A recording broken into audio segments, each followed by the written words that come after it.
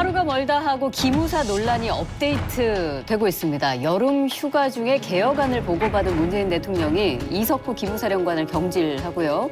비육사 출신 남영신 특전사령관을 새로운 기무사령관으로 임명을 했죠. 이제 기무사 개혁위원회에 계셨으니까 우리 최 변호사님은 이 과정 어떻게 보셨습니까? 네, 근본적인 문제의식은 우리 국민들의 입장에서도 그렇고 기무사 개혁위원들의 입장에서도 그렇고 심지어 현역 군인들의 입장에서도 이 기무사라고 하는 것이 우리나라에 존재할 필요가 있는 것이냐, 어떤 장점이 있고 어떤 단점이 있느냐를 가지고 굉장히 치열하게 논쟁을 했는데 그간의 단점이 생각보다 굉장히 심각하다라고 하는 것이 지금 수사 결과로 자꾸 드러나고 있어가지고요. 그러면 이제 이거를 기무사라고 하는 것이 그러면 당장 없어지게 되면 무슨 문제가 생기냐를 생각하지 않을 수가 없었습니다. 대통령의 입장에서도 마찬가지 고민이 계셨을 것 같아요. 이게 군 통수권자로서 공백을 둬서는 안 되고 그렇다고 해서 이걸 이 상태로 방치할 수도 없고 그러면 국민들에게 설득력 있게 다가가려면 이거는 정말로 전면 쇄신 환골탈퇴하는 모습을 보여줘야 된다라고 하면 첫 번째로 드러나는 것이 이제 인적 쇄신이 있어야 되고 두 번째는 제도적으로 완비해서 이제 다시는 나쁜 짓을 못하게 만드는 것이 당연한 순서였을 것 같고요. 그다음에 그 중간에 벌어졌던 과정에서 이제 국회에서 벌어진 그 볼썽사나운 모습이 있었지 않았습니까? 그러니까 이제 우리 외부자들에서도 장관이 이거 책임져야 될 문제 아니냐라는 지적을 당연히 야당으로서 할 수밖에 없는 것이고 실제로 그걸 걱정하는 분들 입장에서는 그 얘기가 당연히 나올 수밖에 없죠. 그러면 그 상황에서 기무사령관은 어떤 스탠스를 취해야 되느냐. 어쨌든 그 조직의 책임자로서 문제를 일으키고 이거를 연착륙시키지 못한 책임은 있었을 것 같고요. 그다음에 그 정부의 정책 방향이 이거를 완전히 해체한 후에 새롭게 설계해가지고 새로운 대통령령을 제정해가지고 출범시킨다라고 하는 선택을 한 것은 국회 논의 과정을 거쳐서 법에 따른 어떤 조직을 만들려면 시간이 너무 오래 걸리고 또 다른 정정의 소지가 되니까 신속하게 공백을 메꿀 수 있는 방안을 최선의 대안으로 선택하되 지금의 기무사령관이 새로운 조직을 꾸려가는 수장으로서 계속 남아있는 것은 국민들이 보기에도 적절치 않고 이거는 그 일을 제대로 해내기에도 본인도 한계가 있을 것이다 라는 점 때문에 지금 현실 상황에서는 어찌 보면 최선의 선택을 한 거 아닌가 하는 생각을 할 수밖에 없습니다. 저도 이번에 해편이라는 이제 표현을 썼던데 저 새로운 용어가 만들어진 셈이지만은 이 기능은 근데 반드시 있어야 되는 기능이거든요. 그렇죠. 이거 군대 만약에 간첩 침투하면 어떻게 됩니까? 말이 안 되잖아요. 그다음에 보안. 이번에 문제가 되잖아요. 보안. 이를테면 대정부 전복 활동 같은 거 이거 군은 총을 갖고 있는 데니까 당연히 해야 되는 기능이에요. 그다음에 그 군 장성들 저 비리 뇌물 해야죠. 근데 지금 문제가 된 건 뭐냐면 왜 본래 자기 일이 아닌데 나서갖고 민간인 사찰하고 무슨 개헌 문건 만들어가지고 물론 그거에 대해 시각의 차이가 있다 하더라도 그건 적절치 못한 일을 한 건 틀림없거든요. 그러고 국방부의 본부 형태로 직속 기관으로 두는 거는 그건 말이 안 돼요. 왜냐면 그런 국방부 장관의 산하기관이 되거든. 그다음에 이제 저는 송영무 장관과 이석구 사령관 부분은 그건 사실 어떻게 보면 당연한 거예요. 어떤 조직에서든지 조직에서도 윗사람과 아랫사람이 싸우면 아랫사람을 자르게 돼 있습니다. 중요한 건 뭐냐면 그럼 이 사람이 꼭 다 잘못해 잘리는 게 아니거든요. 또 국민들은 이걸 어떻게 볼까요? 그때 저희가 그랬잖아요. 국민들은 윗사람하고 아랫사람하고 다른 주장을 해서 싸움이 나면 아랫사람, 약한 사람 말을 믿게 돼 있다. 근데 그 부분이 지금부터의 과제다. 그러니까 송영무 장관은 저는 뭐 경질 안 할 수 없을 거라고 봅니다. 리더십이 무너졌기 때문에. 그러나 이거 빨리 마무리하고 봉합해서 가는 게 맞다. 그런 면에서 이번에 그 최적의 선택을 한 거다. 저는 이게 숙명이라 봐요, 보면은. 그러니까 우리가 예전에 해경도 그렇고 해경경비 안전본부 가면은 뭐 대단하게 바뀔 거라고 기대한 사람 별로 없잖아요. 그러니까 기무사의 업무라는 것도 업무가 존재하는 이상 조직명을 어떻게 바꿔 달든지 간에 그 아주 고급의 정보, 지금은 그 정보가 우리나라의 군 인사하는 데 사용된다고 하잖아요. 그 정도는 굉장히 고급 정보 아닙니까? 거기에 좋은 정보를 올리기 위해서 노력하는 사람도 있을 것이고 그걸 바탕으로 남을 깎아내리려고 하는 사람도 있을 것이고 지금 군대에서 얼마나 그 진급 경쟁이 심한지 안다면은 그런 정보는 축적만으로도 나중에 언젠가 시한폭탄이기 때문에 지금 이제 그 줄거리가 큰 틀에서 발표가 됐기 때문에 이제 세부적인 공개되지는 않았습니다만은 개혁위원회에서 이제 만든 안을 보자면 제가 이제 그 국군 기무사령부령을 폐지하자고 주창한 입장에서 그걸 잘 받아들여서 너무 감사한데 그걸 폐지하자고 한 이유가 국군 기무사령부령이라고 하는 것이 진짜 엉성하고요. 정말 귀에 걸면 귀걸이, 코에 걸면 코걸이가 되기 때문에 아무거나 해도 되는 거예요. 그 규정에 의하면은. 그러니까 요거를 개정하는 게 너무 한계가 있어서 이건 완전히 새로 만들지 않으면 안 된다라는 생각을 한 거고 그 새로 만드는 거에 들어가는 핵심은 기무사가 그동안에 군 외부는 물론이고 군 내부에서도 굉장히 지탄의 대상이 됐거든요. 그 핵심이 아무나 따라다니면서 뒷조사하고 그 사람의 신상에 영향을 미칠 수 있다는 거였어요. 그래서 앞으로는 그거를 하게 되면은 이거는 반드시 군복을 벗어야 된다라는 것이 이제 명시가 될 거고요. 그 다음에 나쁜 사람이 사령관이 돼가지고 시키면 또 할 수밖에 없을 거 아니에요. 그럼 그럴 때 당대 해결하는 방식으로는 내부 제보를 해서 그 사람을 보호할 수 있는 장치를 만들어라. 그 다음에 내부 제보를 하는 것도 개통을 확실히 만들어줘가지고 이거는 군 검찰에다가 법무관들한테 바로 직보를 하게 되면 바로 조사가 들어가는 월권을 하게 되면 이런 장치를 만들 거고 또 이제 그 당대 그걸 못할 수도 있지 않겠습니까? 군이라는 조직 안에서 내부 고발이라고 하는 게 쉽지 않은 일이기 때문에 이거는 반드시 내부적으로 정보와 관련한 어떤 자료를 생산하게 되면은 그거는 반드시 그걸 만든 사람,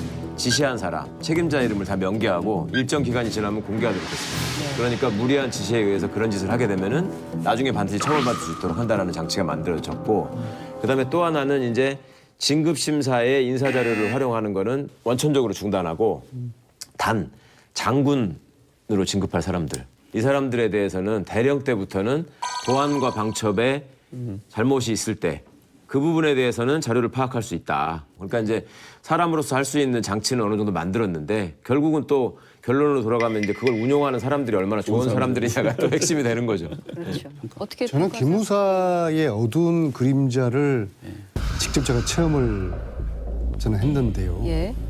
그 이제 세월호 7시간의 이제 진실을 밝히기 위한 한 키맨으로 그 청와대 간호장교 16년 여름에 이맘때죠. 막 찾았어요. 막 찾았는데 텍사스에 있다는 걸 알게 되었고 예. 그래서 제가 직접 가지 않았습니까? 예. 그런데도 면담이 안 되는 거예요. 예. 누군가가 이 면담을 막고 있다라는 그런 확신이 들었죠. 근데 그 누군가가 기무사라고 보시는 건가요? 제 얘기를 좀 더 들어보시면은 그건 예. 바로 아실 예, 겁니다. 알겠습니다.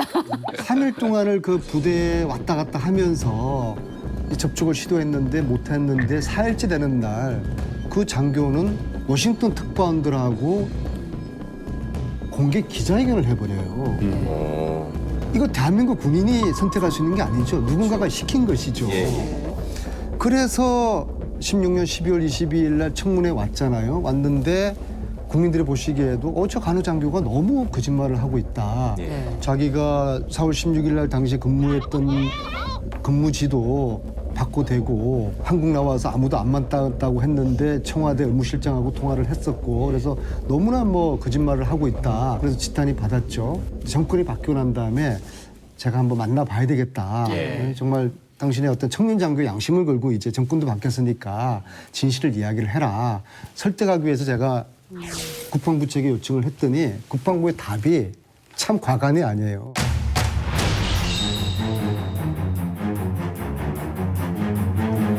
안민석 의원 면담을 간호장교가 원치 않기 때문에 면담을 성사시켜 줄 수가 없다. 이게 제 개인의 문제가 아니잖아요. 예. 국민들이 알고 싶어 하는 건데 누군가가 보이지 않는 힘에 의해서 이 간호장교를 가로막고 있고 숨기고 있고 지시하고 있고 통제하고 있다는 그런 확신이 제가 들었던 거예요. 이 간호장교의 배후에 저는 기무사가 있다는 그런 99% 확신을 하는 것이거든요. 기무사 문건 논란이 또 어떻게 번지고 있느냐 하면 자유한국당에서는 이렇게 중요한 국가 기밀 문서가 어떻게 군 인권센터로 흘러가게 됐느냐 그 경위를 밝혀야 된다. 그래서 뭐 검찰을 고발까지 했지 않습니까? 그 센터장을. 예. 김성태 원내대표가 처음에 얘기했던 거는 이제 메신저로 공격했죠. 그렇죠. 어떻게 성 정체성에 혼란이 있는 사람이 이렇게 할 수 있냐 그랬는데 결국에는 제가 봤을 때 김성태 원내대표 앞에 거 메신저에 대한 공격을 제하고 네. 뒤에 있는 얘기들 예를 들어 왜 하필이면 자꾸 이렇게 이 정부에서는 또 이 정부 전에서도 지난 정부에서도 군 관련 제보들이 군 인권센터라는 것을 통해 가지고 뭐 그게 단순히 이랬다 정도 수준이 아니라 문건까지 다 이제 복사돼 가지고 이렇게 나와서 돌아다니느냐에 대해서는 저도 한번 그런 생각 해본 적이 있어요. 이게 기무사 문건 도대체 얼마나 허술하게 관리되고 있는 것이길래 이게 다 복사돼서 돌아다니느냐. 그건 둘 중에 하나다. 애초에 기무사가 기강에 회의하거나 아니 둘째로 이게 대단한 기밀이 아니었다 이렇게 되는 건데 저는 후자도 약간 생각해봐야 된다 생각하는 게 처음에 이 문건 임태훈 소장이 들고 나와서 이야기할 때 청와대가 스텝이 꼬였어요 보면은 이것이 기밀이니까 기밀을 해제해주겠노라 이렇게 얘기했거든요 청와대가. 나중에 알고 보니까 이건 기밀 등재도 안 된 거.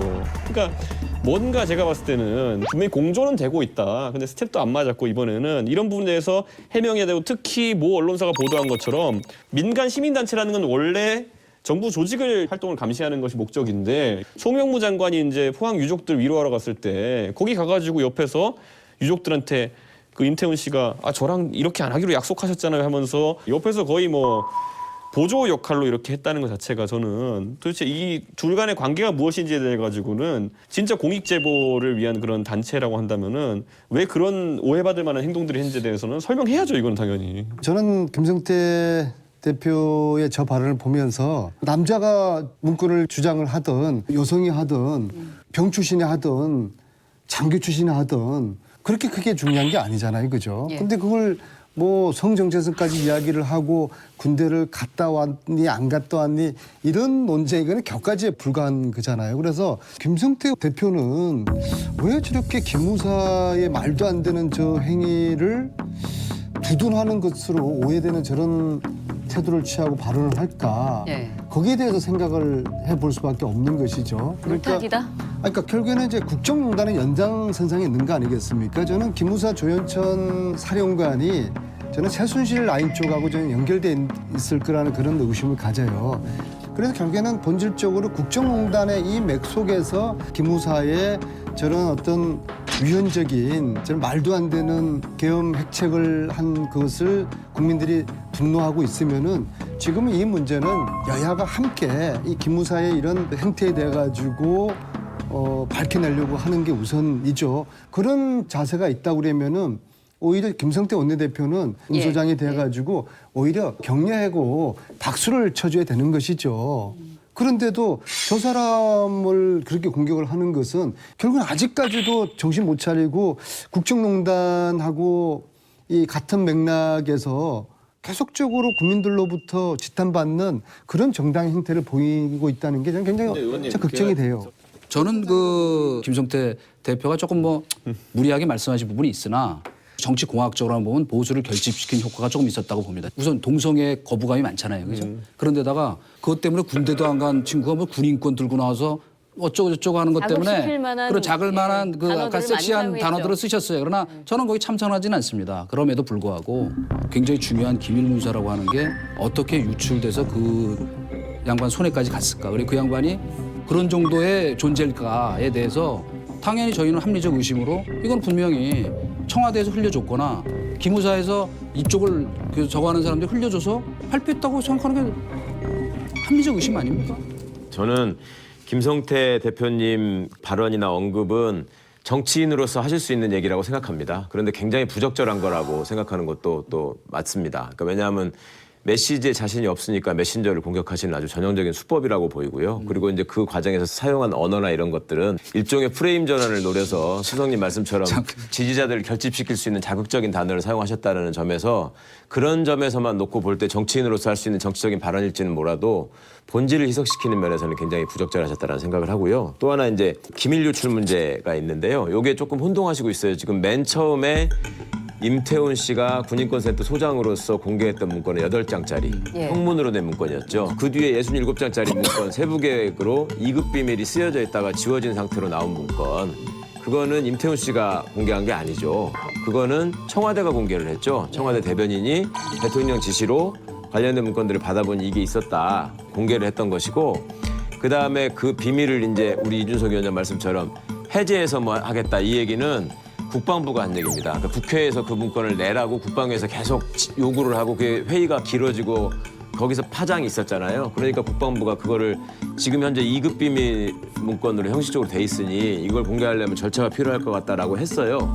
근데 그 심의위원회에서 심의를 한 결과가 뭐냐면 이 문건 자체가 이준석 위원장님 말씀처럼 비문으로 등재가 안 돼 있었어요. 그러니까 군사기밀로서의 성립 요건 자체가 충족이 안 된 거예요. 예. 그러면은 기밀 문건이 아닌 거예요, 이게. 그러니까 심의위원들은 이거는 해제 절차도 따로 필요 없다. 그 제출하면 된다고 제출을 한 거고요. 그다음에 왜 그거를 그러면 등재도 안 하고 2급 기밀이라고 해놓고 왜 이상한 짓을 했느냐. 이게 이번에 이제 군검찰이 중간 수사 결과를 약간 이제 보도자료를 돌렸는데 거기 보면은 PC가 기무사 내부에 업무를 하게 되면은 정보기관은 모두 다 그 문건들이 당연히 저장되게 돼 있잖아요.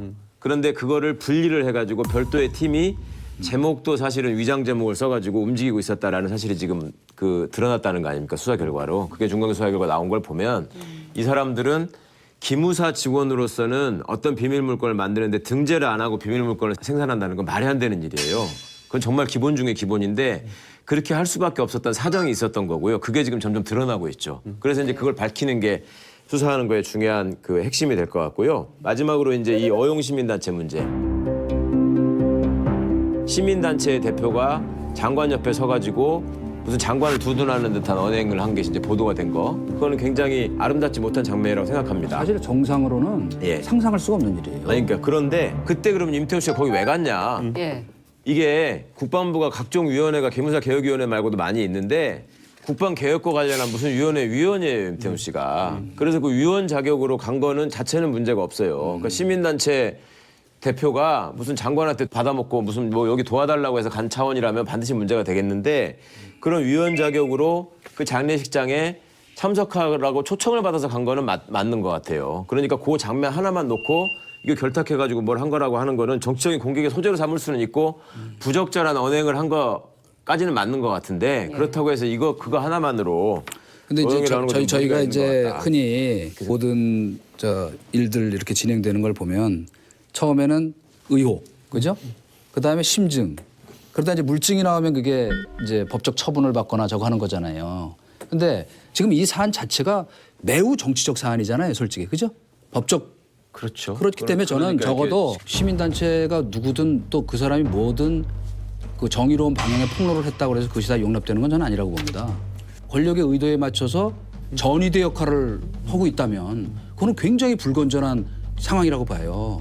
기무사만 전위대가 아니고 그런 시민단체도 전위대가 될 수 있고 특정 성향을 가진 언론도 전위대가 될 수 있는데 그런 거를 걸러내고 공정한 담론 시장이 형성되도록 하는 게 저희 민주주의 이 시스템을 유지하는 기본인데 그 사람이 그 폭로할 자격이 있느냐 하는 거는 굉장히 중요한 요소이기 때문에 그 양반이 진짜로 정의감을 갖고 평생을 살아오신 분인지 뭐 때문에 도대체 지금 인권센터를 만들어 이렇게 한 건지 이것도 밝혀야 될 부분이다. 이게 제 이수성님 말씀에 제가 뭐 대체적으로 수긍을 하면서도 한 가지 제가 동의할 수 없는 거는 시민단체가 제보를 받았고 이걸 시민단체가 폭로에 앞장선 것은 민주적인 절차와 과정에 어떻게 입수가 됐느냐가 위배되는 중요하다는 것이다. 말씀입니다. 어떻게. 라는 것에 대해서는 동의할 수가 없고요. 네. 어떻게 입수가 됐는지에 대해서는 우리가 여기서 논할 문제는 아닌 것 같습니다. 그렇죠. 그러니까 전 국정조사 충분히 할 만하다. 저는 이제 지금의 이제 시민단체들이 도덕적이어야 된다는 거 그거는 뭐 분명한 사실입니다. 그리고 그 시민단체가 이것을 뭐 꼼수나 편법을 통해 가지고 또 불법적인 방법으로 이런 정보와 기밀을 입수를 했을지 거기에 대해서는 뭐 이후에 확인이 필요하지만은 시민단체라고 했을 때는 적어도 본인들의 도덕적인 정당성을 원칙으로 하기 때문에 그건 좀 구분을 좀 해줬으면 좋겠습니다.